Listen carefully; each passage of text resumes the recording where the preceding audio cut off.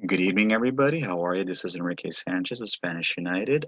Today we have a very special guest. Would you be kind enough to introduce yourself to the audience? Sure. My name is Laura Garza, and I'm with the Socialist Workers Party, and I'm also helping represent the campaign of Eleanor Garcia for Senate in California. She's the Socialist Workers Party candidate for Senate in California. Oh, it's a pleasure. Thank you so much for being on the show, Laura. Glad to be here.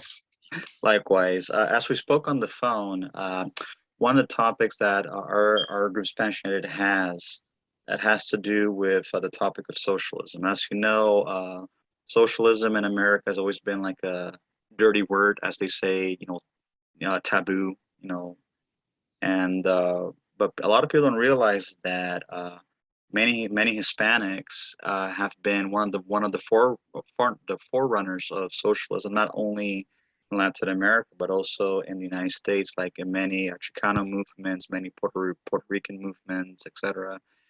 And one of the things that I would like to ask is, how do you see socialism and Hispanics being intertwined, or do you see them as two separate things? And if so, why is that? Well, I think they're intertwined because I think the overwhelming majority of Latinos in the United States, like the overwhelming majority of people in general, are working class.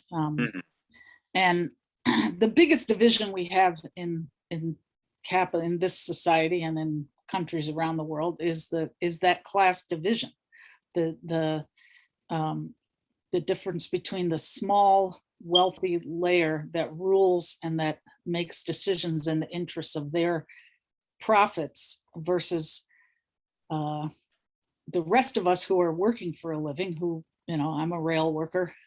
I have to confront with all my other coworkers a boss that's multi-billion-dollar corporation, but that's constantly trying to cut back on our standard of living, on our ability to get rest.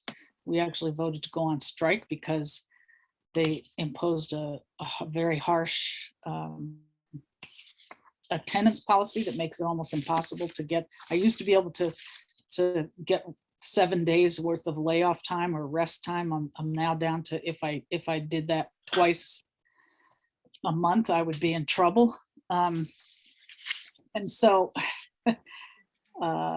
they're running longer trains and they want smaller crews on them. And this is what affects all workers, but especially Blacks and Latinos, get harder hit by the fact that for a long time we were last hired, first fired, and it remains the fact that there's overall a lower wage rate, for many Latinos, and for and I think our fight has to be the fight together with other workers for unionization.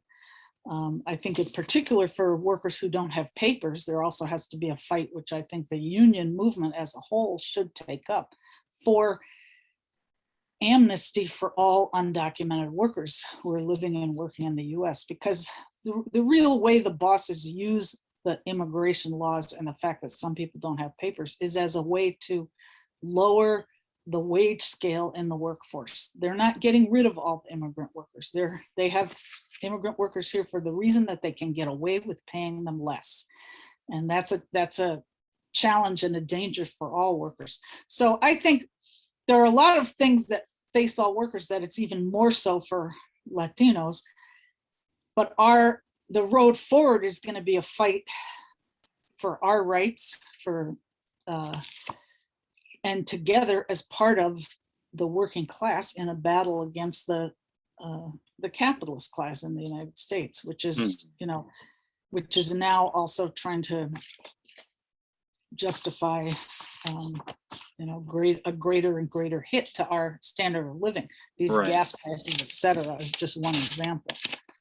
And that's one thing that a lot of the far right and the conservative base always like to blame liberal policies and liberalism, etc. But the problem that I see with a lot of the conservative base and with the far right is that they support a libertarian crony capitalism style system where, you know, it's a get rich quick, free for all, and they don't care who they have to step on to get what they want. But in the long run, it doesn't benefit anybody, it harms everybody. And this is the reason why we have the issues that we have today with salaries being low, prices being high, inflation being high. People are living for you know, slave wages was what I call them personally. And I see the standard of living the declining while prices are going up. And it doesn't have to do necessarily with who's in politics. It could be Republican, Democrat, etc. It just has to do with the system itself that is not benefiting the people. And what I find to be very disturbing is that corporations have a lot of power in this country. A lot of people don't realize that. It's not even government that controls things. It's corporations that control things. And unfortunately, corporations in my mother's era, my mom, she's over 80.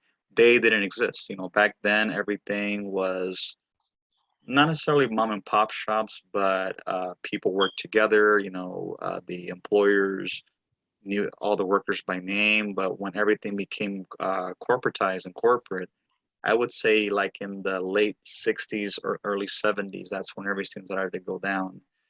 And you know, it definitely affects people of color, like particularly like Hispanics. Like Hispanics are the largest minority in the United States, but yet we receive the least of the benefits. Like, you know, we're the ones that do all of the menial work and we're like a cheap labor force, but I just don't see that we are reaping the fruits of our labor. And I feel that when it comes to civil rights, you know, they kind of are far behind. Like my organization, Spanish United, we are a civil rights organization that we try to help Hispanic people, you know, in whatever way we can. But at the same time, you know, we try to get all Hispanic groups, regardless of where they come from, because Hispanics, we come from different countries. You know, we may be ethnically different from each other, but what unites us as a collective is that we have the same language, we have the same customs, same culture. So one of our mottos is culture over color. So, you know, it's been very successful. Like I've been able to reach out to different organizations, reaching out to different people. And I feel that by working together and also putting aside any differences that we may have, let it be racially, linguistically, socially, politically, that we can move forward for a greater cause. And I also believe that Hispanics, in particular, especially them being the largest group, can achieve a huge potential, but only if they believe in themselves. And one thing that I do admire about the socialist movements is that they emphasize on, like you say, on the working class. And I feel that the working class is the backbone of any economy. It doesn't matter if it's a first world economy, third world economy. It's the working class that keeps the economy going, because the working class are the ones that keep factories going. They keep services running. And I feel that, especially like in our society, we have to be taught or use education to teach the people, and even the rich people that are in power. You are in business and you are rich because the working class is keeping you rich. So you have to give the respect and tribute to the workers, because if it wasn't for the workers, you wouldn't be here. So one thing that I feel is very important is that the workers in the working class in the United States, especially Hispanic workers, they get the respect that they deserve, because I feel that they're not getting due process when it comes to getting respect from other people.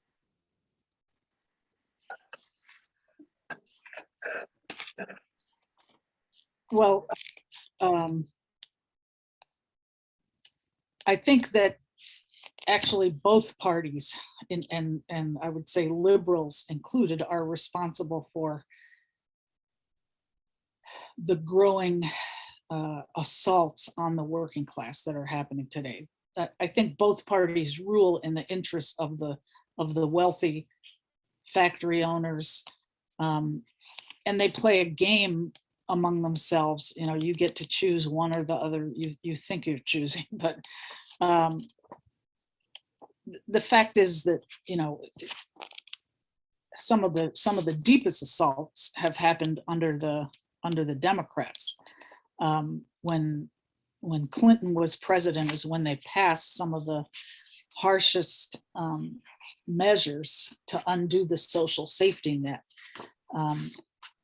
There's a book that is published by Pathfinder Press that talks about this, called The Clintons' Anti-Working Class Record, Why Washington Fears Working People, which I would suggest people take a look at. It's published by Pathfinder Press. But you know, one of the things it points out is what happened with the end of welfare as we know it under Clinton. It was Clinton that passed one of the harshest,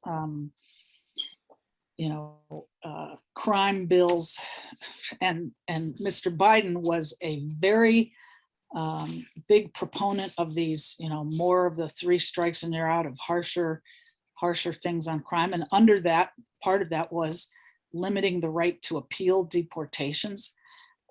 There's been a long-term bipartisan assault on the rights of the working class and undoing things that we fought for and won as a social safety net.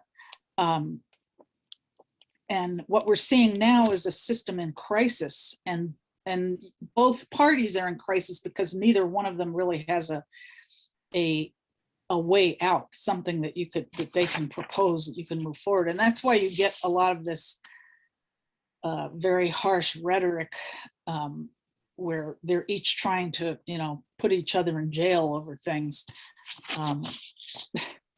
But there's a part of what the liberal campaign, you know, supposedly against Trump, but really against the working people who voted for Trump, that a danger of the idea that they're more acceptable or better, because actually they've been a big part of, as I said, the assault on working people. It was under Clinton that you had the massive jump in the, you know, the U.S. is the world's top jailer, but it was under Clinton when you see those years between 94 and 2002 that there was a sharp rise in the number of people imprisoned in the United States. And so all of these things that people have pushed back on, the mass incarceration, the police brutality, et cetera, a lot of these have all been bipartisan, and you're going to see it again. And I think part of what we have to face is that we have to do what Malcolm X said. You have to think for yourself and stand up and fight for yourself. And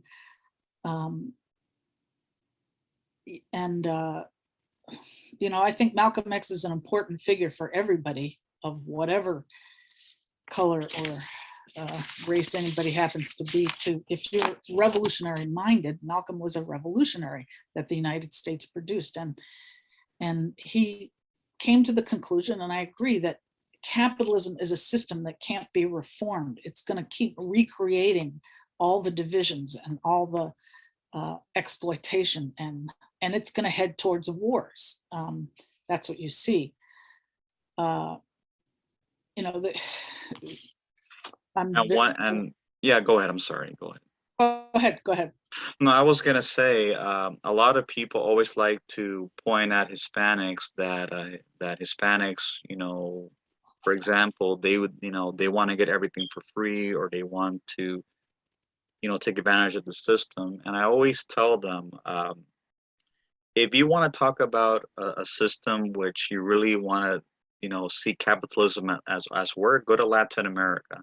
In Latin America, with the exception of Cuba, all those countries are run under a capitalist libertarian system, which over there, you know, only the people on top, which has to do with the caste system that was instituted by the Spaniards, that the ones that are born into wealth are the ones that have everything, and the ones that are born in the bottom of the caste They don't have anything. So that's one of the reasons why you see that sharp contrast in Latin America. So it's like when people like to argue, oh, Latin America is communist, I will say not really, because if you look at those countries, all those countries are actually a libertarian capitalist system. You know, like look at Mexico, for example. Mexico is resource-wise is one of the richest countries in the world, but they are considered a third world country primarily because you don't have a middle class. The middle class is very small. You have rich and you have poor.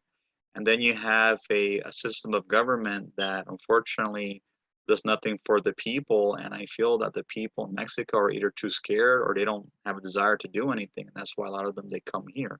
But it has nothing to do that they're under a communist system, because a lot of the far right and even some on the far left like to accuse Latin America being a communist region, and it's far from opposite, with the exception of Cuba. So I feel that people need to be educated that uh, crony capitalism has really harmed Latin America. That's one of the reasons why Latin America is in the state that it is, because you have the bourgeois, the people that are in power, the elites that control everything. They don't believe in democracy. And as we've seen historically, every time when there's been either a socialist movement or even a progressive movement, and that doesn't necessarily have to do with politics, that wants to see reforms gradually, they either get assassinated or a coup happens with the United States help. So I feel that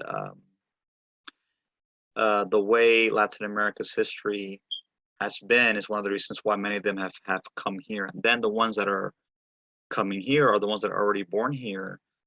Um, they face struggles in being either accepted or to be seen as part of American society. Like my mother, who's Puerto Rican, has told me stories that many of them did face a lot of, discrimination, and a lot of them also, were used as cheap labor, because even though they were U.S. citizens, they could pay them whatever they wanted because many of them didn't speak English, and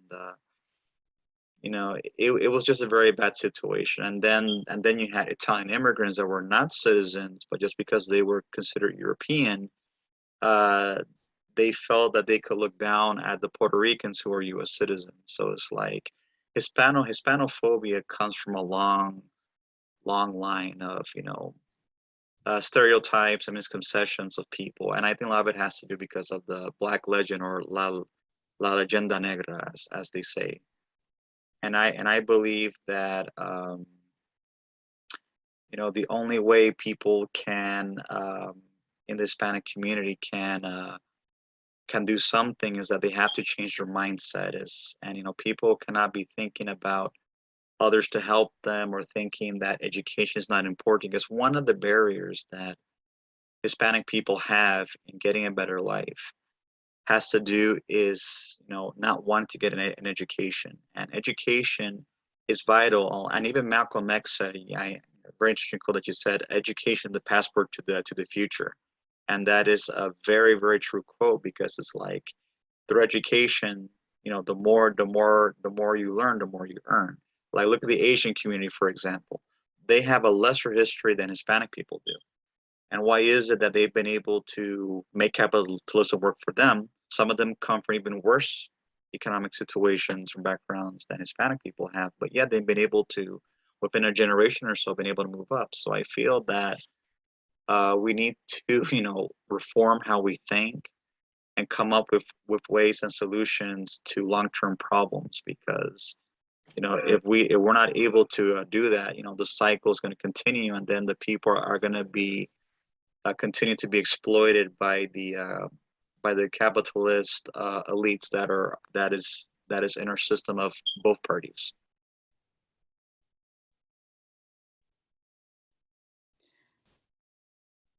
Yeah, I think the whole history of the United States and the expansion of rights or contraction of rights, or it has been a history of class struggle, of the fights for the rights that we hold dear were amendments to the Constitution that were fought for by small farmers,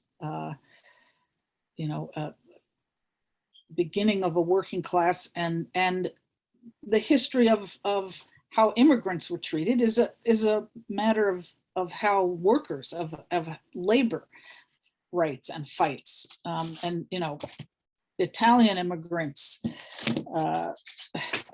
immigrants from Eastern Europe, et cetera, were also looked down on. Irish immigrants in certain periods of the US, and were used to try to break strikes, to stop labor unrest, et cetera. They would use immigrants who were more desperate, who were coming from poorer countries, et cetera. That was always the case. One of the important thing about the miners' union when they formed was the decision that they were going to unionize everybody and talk to people in all languages, include everybody, including Blacks, and now his Latinos are probably the largest immigrant layer. You have a lot of Asians also. I'll say I think there's a bit of a myth about the Asians. I've worked in many a garment shop with many Chinese workers. They got crappy wages then, and they got crappy wages. They get crappy wages now. They didn't move up. They didn't. It depends on. There's some layers that came already from a more middle class, section of their country that became small business owners here or whatever, Koreans and others who own stores, or Vietnamese who own. But there are many, many, many Asian workers who are, I've been in meat packing plants with them and garment shops with them. If you walk into any Chinese restaurant and you see the conditions under which a lot of those workers are working, many of my female coworkers, had husbands who worked in these Chinese restaurants, and the conditions were horrendous, 12, 14, 15-hour days, and they got basically minimum wage. So there was an entire network on the East Coast, that where these workers were sent to work in all the little Chinese takeout places, all up and down the highways and things like that. I mean, and a lot of times those workers are exploited directly by other immigrants, Right. who are, what happens with Latinos, it happens with Asians, it happens with, so that's why I say it's the class differentiation that's the real one we have to face, and that exploitation of the working class, it's to the advantage of the capitalists. Any other division they can have, if they can use a race or language or nationality, they use that to super exploit some layer of people to justify paying so and so even less. Yeah, one thing I want to say about the so-called free, what you're getting for free. Of course, it's working people's labor that creates all the wealth. So the people who are getting things for free are the billionaires who are paying wages that mean that you're eligible. Like, I worked at Walmart for a time. Many of my coworkers couldn't afford rent, were living with family or in cars. I mean, those billion-dollar corporations that are getting away with paying substandard wages, and people who are eligible for food stamps, et cetera, who are working these jobs, that's welfare for the rich, really. Right. Because they're getting away with keeping the super profits that they're making off these things. And all these big box stores have a standard now where the majority of workers are not full-time. You could work at Walmart and they schedule you so it's almost impossible to have another part-time job because your hours change every 3 weeks. All these things are done consciously on purpose to make it make you a slave to just them and have you do what be stuck with them.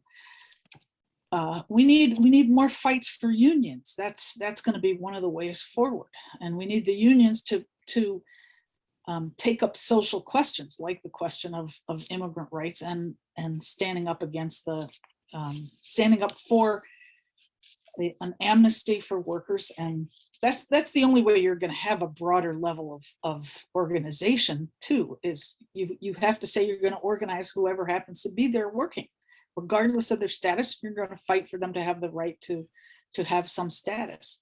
Right. And one thing that gets me is that a lot of people always like to put down others that like what you say, you know, they take services, but a lot of them are actually working class people. But for some reason, it's like people don't really have a problem.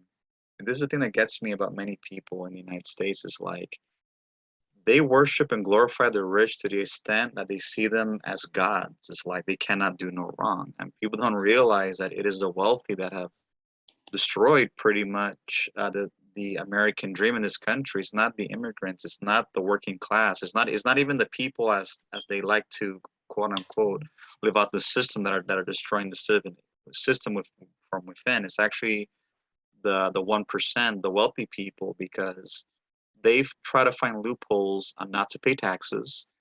They hide their wealth and assets in offshore accounts, and then they under declare what they're actually earning. Like Jeff Bezos, for example, who became a trillionaire in the history of the world, a trillionaire, which is more than a billionaire. And he did that by, taking advantage of tax breaks that the previous administration gave. And he started to automate a lot of businesses, a lot of places where even it's going to come to a point that even the working class are going to lose their livelihoods to machines. So even Hispanic people are going to be out of a job, in the next couple of decades. So it's like it's something that needs to be of concern, because when there is unemployment creates poverty, and unemployment and poverty also create crime. And crime leads to homicides, it leads to theft. And one of the reasons why we have so much crime in this country is not necessarily because people have lax view on crime. It has to do that a lot of people are unemployed. A lot of people are discriminated for jobs. A lot of people don't get services. And then you have greedy, corrupt landlords that they just raise the rent to astronomical numbers. This is everywhere in the country, not just in California. A lot of people like to poke at California, but this is becoming a crisis of homelessness throughout the country, where people are getting displaced because they cannot pay their rent, or even if they have 2 or 3 jobs in places where there's no rent control.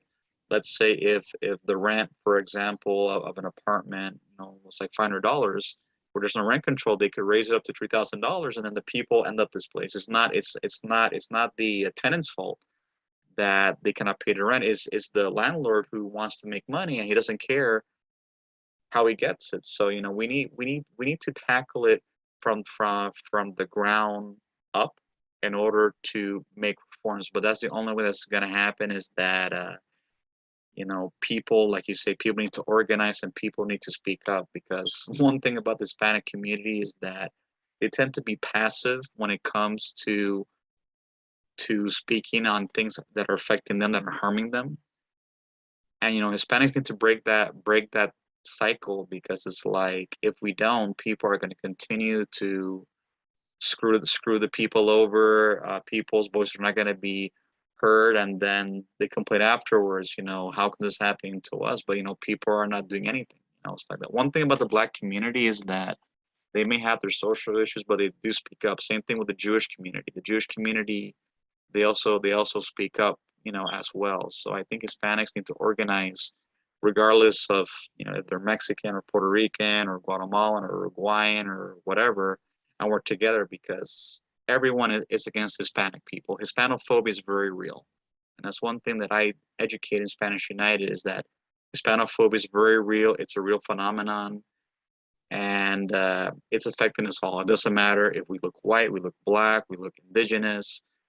There is a persecution of Hispanic people in this country, not just by the capitalist system, but by other groups that they feel that they could belittle us, because we have the the stereotype of being passive and, not standing up for ourselves. And a lot of people feel that it's okay to abuse us or put us down or to talk us down. So I think, Hispanics need to take a stand and speak up against Hispanophobia, which is really harming us. Well, I think it's worth looking at some of the things that have happened where there have been large mobilizations of working people who are predominantly Latino, like in 2006 when you had the massive mobilizations on May Day, and shut down industries throughout the country. Meatpacking plants were shut down. The port in LA was shut down. 1 million people came out to march here. I was in Boston at the time. And this was in response to the Sensenbrenner bill, a very harsh thing. And workers stood up and said, no, we're not going to take this. We're going to fight this. And I think that was an example of what needs to happen more. But part of what took place after that was the attempt to turn all that energy into the elections, the next sets of elections in the Democratic Party, and the response to the criticism that people had all their country's flags out there. Oh, no, now we have to carry all American flags, not the Mexican flag or this or that. But we need to face that we can't be relying on trying to elect a so-called friend of labor or friend of Latinos or friend of, or that we're not going to get anywhere from voting for the boss's parties. We need a fight for more unionization where we're standing up and organizing for ourselves. And any issue like immigration, like the war in Ukraine or whatever, we need our own policies. We need, I think we need a labor party, but part of the way you get there is greater organization where you're relying on fighting for yourself and depending on yourself, and not thinking that it's, we all now have to try to get this person elected to get this law passed or this.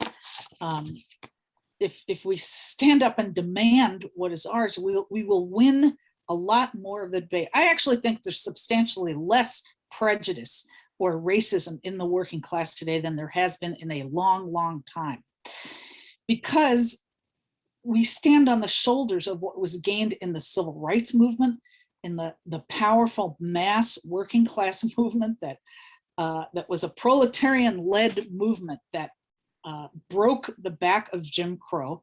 And the Chicano movement built on the shoulders of that. It was those who had seen the experience of the fight for Black rights who began saying, yes, we also need to stand up and fight for ourselves. So one set of fights inspires other fighters. Right. Same thing with the Puerto Rican young leaders of Chicago and Alviso Campo and all those people. Yes.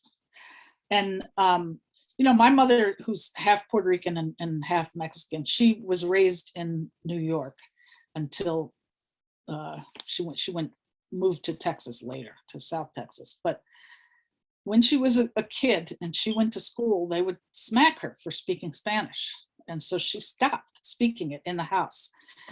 I mean, she, and years later, would speak it, but some of her aunts didn't remember her speaking Spanish at all, because as a child, it was literally, well, I think, we are a long way from that. And I know, among my coworkers on the railroad, the railroad used to not hire Blacks or Latinos for anything except track work. You couldn't be an engineer or a conductor or something like that. Well, it was after the fights by Blacks and others during the civil rights movement that broke open all of these industries that now I work with all kinds of, probably majority, I mean, you're in LA in Southern California, so it probably is a majority Latino workforce here in LA, not everywhere. And you want to know what's interesting is that most people don't realize that the ones that actually built the railroads throughout the country were actually Chinese. Coolies. Chinese. Yes, yes, exactly. Um, and but I think part of what we have to face is a lot of the heads of the unions and heads of the different NGOs and of a lot of Latino organizations. Their strategy is to rely on electing Democrats as the Right. way forward, and not on mobilizing the majority of working people to stand up and fight for ourselves. And I think Mm. that's we're suffering from that.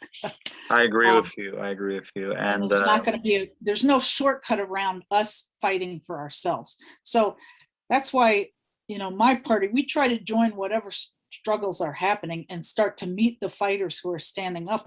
I spent quite a bit of time out at the picket line in Santa Fe Springs of some workers who were out on strike for over 3 months. John Donaire, Rich's Ice Cream. They make all the ice cream cakes for 31 flavors, etc. The company didn't want to give them more than 50 cents an hour raise. They were making $16, $17 an hour, working 12-hour days in cold conditions, with very rapid and speeding up all the time, production lines. mhm. But they stood up and fought. They said, no, we're not going to take that. And the company was really trying to get rid of the union because they had attempted to have a vote to get rid of the union before, and they offered a contract that was pretty bad, and they knew people were, well, I think they thought it would be the beginning of them trying to undo the union being there. But the workers said no. They stayed out for over 3 months. I think we have to look for opportunities like that to bring solidarity, to get other coworkers from different industries onto the picket lines. That's what I tried to do. Mm. More could have been done by the many other unions in the area. Some did go out. I know the IATSE workers, the theatrical workers, did go out there a number of times and join their picket lines, but we have more power than we know. There are a lot of us, even though unionization is low, but if those of us who were unionized joined the picket lines when workers went out like that, it would help. And I think those are the kinds of things we have to start doing now, more, and fight for things like a shortened work week with no cut in pay when unemployment goes up, Mhm. and for things like a COLA or a cost of living adjustment, so that when inflation hits, your wages go up. But these are going to be real fights. In the 1970s, a lot of contracts did have COLA, and part of the wave of concession contracts of giving up things in order to save your industry, from the auto workers to the steel plants and others, was that a lot of that was done away with, and we're paying the price for all of those things now. But yeah, there's no shortcut around a fight where we start doing things for ourselves, and in the end, there's no shortcut around doing what the Cuban Revolution did, which is you have to take control of the economy out of the hands of the capitalists. That's the only way the homelessness thing will be dealt with. We can have rent strikes, we can do all kinds of things, but capitalism recreates the conditions of misery for the working class, and it drives people out, and until there's one of the first things they did in Cuba after the Cuban Revolution was to pass a law saying that you didn't have to pay more than 10% of the earnings of the household for rent. And they nationalized property. They started giving farmland out to those who were working it. And they went a very far way to protecting people from being thrown out into the streets with those measures. But to do measures like that, you have to have a revolution. You have Right. to take Right. the control out of the hands of the capitalist class. One thing that Spanish United does is that, we try to look after the homeless, like, because there are many homeless, especially Latino homeless people that are not getting any services at all. Many of them don't know how or not able to. So what we do, Spanish United, is that we go out into the field. We bring food, supplies, things that they can make, because many of them, they don't get anything, and then I do an intake on them, kind of like a de facto social worker. where I do an intake on them. I speak with them. I tell them, I ask them, how, what's happening with their situation and what we could do. Like, we try to get them like services. We try to make them referrals. We try to, advocate for them in any way, possible. Of course, we're not miracle workers, but we try to, look after, people on an individual basis, because I feel that many have been pushed aside by the system and many of them have really been left behind. So this is where Spanish United comes in to look after those people, because a lot of Hispanics a lot of people don't realize that there's a lot of Hispanics that are homeless. A lot of people don't realize that, and that is something that we're trying to do. Like, we are not a political organization, but we try to work with different politicians in terms of charity, and trying to bring aware of what's going on with the community, and also to partner with different people.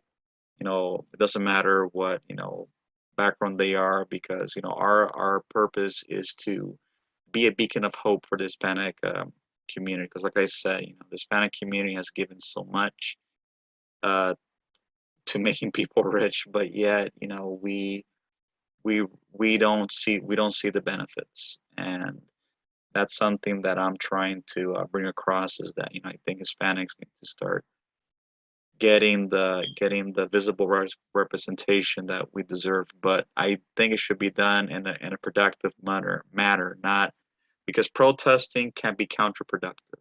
I feel that if it's done in an organized fashion, or at least trying to send letters and write petitions, I think that could hold a lot of weight. That's what we do.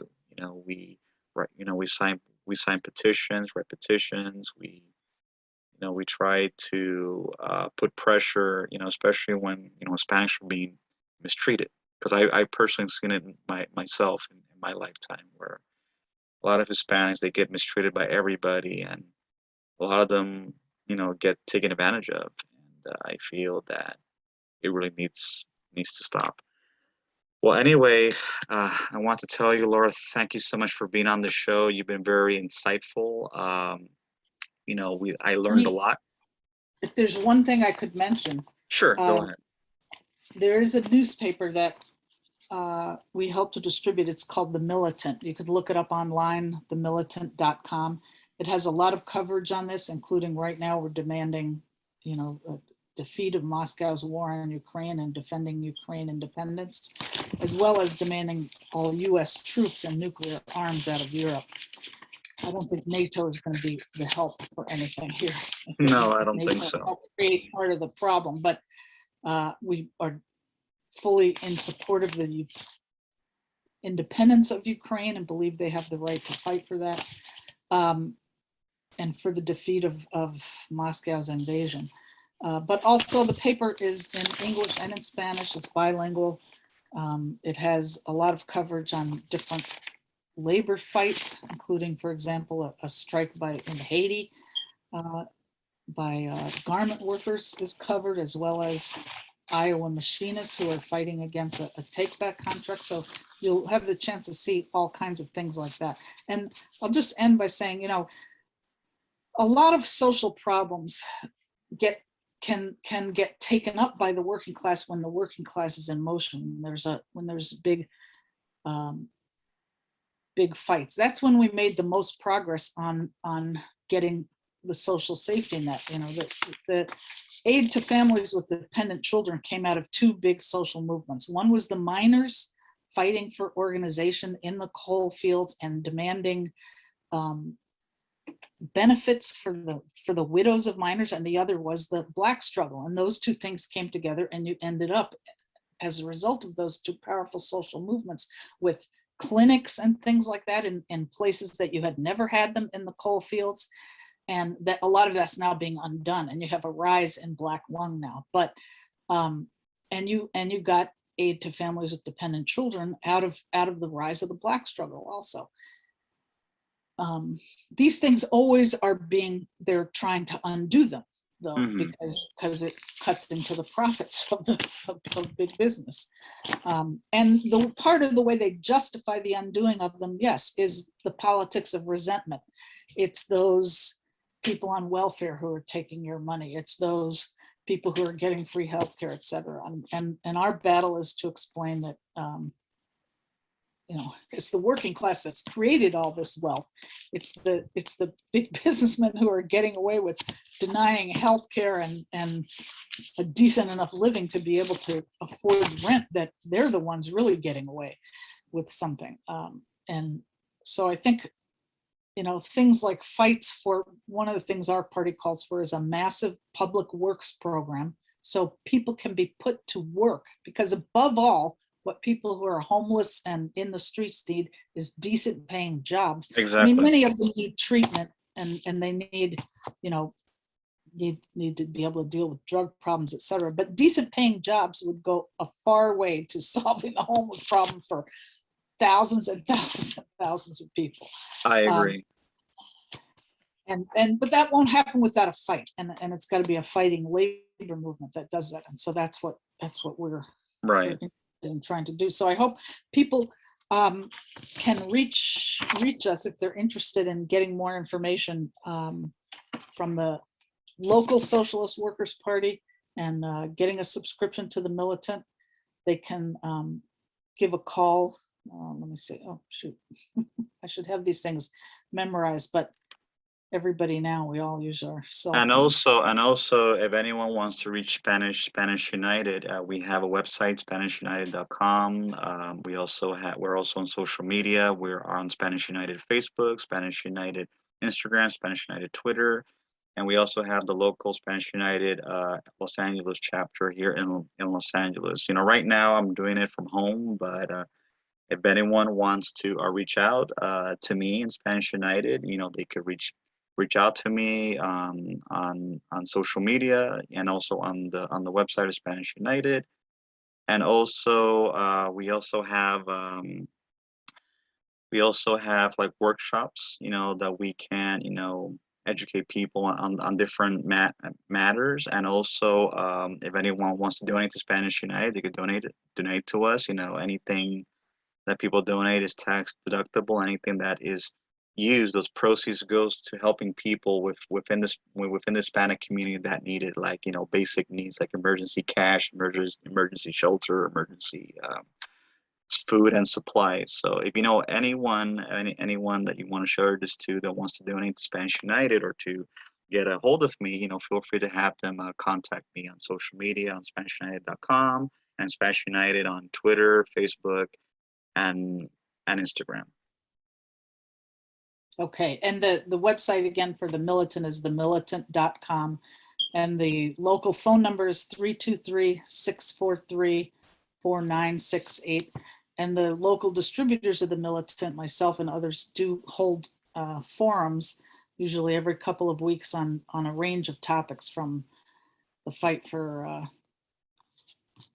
immigrant rights and opposition to deportations and demanding amnesty, to what's happening in Ukraine. And so anyone who wants to find out can, if you go online to the Militant, there's a section there that says how to contact us, and you can look for your local area and just send an email and ask to be put on the list to find out when the events are happening.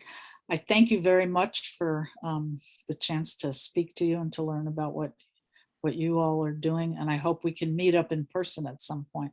Definitely, we'll love to work with you in the future. Have yourself a wonderful evening. Okay, thank you. Take care. Bye. Bye bye.